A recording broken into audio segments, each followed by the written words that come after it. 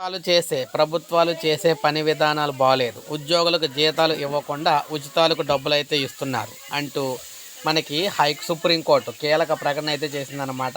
రాష్ట్రాల తీరుపై సుప్రీంకోర్టు ఆక్షేపణ అయితే చేసింది.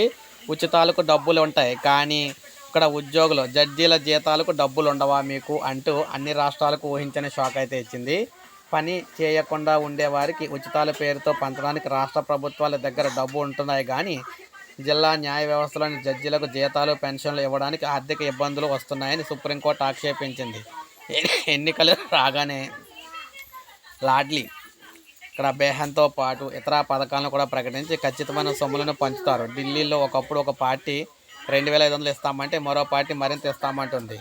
అయితే రాష్ట్రాలన్నీ కూడా ఇలా వారి గెలవడం కోసం అయితే డబ్బులు ఇస్తామంటున్నారు. కానీ పదవి విరమణ చేసిన జడ్జీలకు పెన్షన్లపై 2015లో అఖిల భారత న్యాయమూర్తుల సంఘం దాఖలు చేసిన పిటిషన్పై ప్రస్తుత విచారణ అయితే జరుగుతోంది.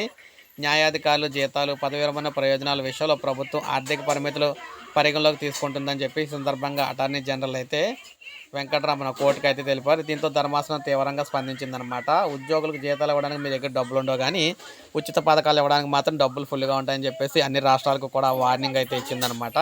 సో ఇది సుప్రీంకోర్టు ఇచ్చిన అప్డేట్. ఉద్యోగ పెన్షన్లకు సంబంధించి జీతాలకు సంబంధించి ఒక లైక్ చేయండి, సబ్స్క్రైబ్ చేసుకోకపోతే మన ఛానల్ సబ్స్క్రైబ్ చేసుకొని ఫాలో అవుతాను.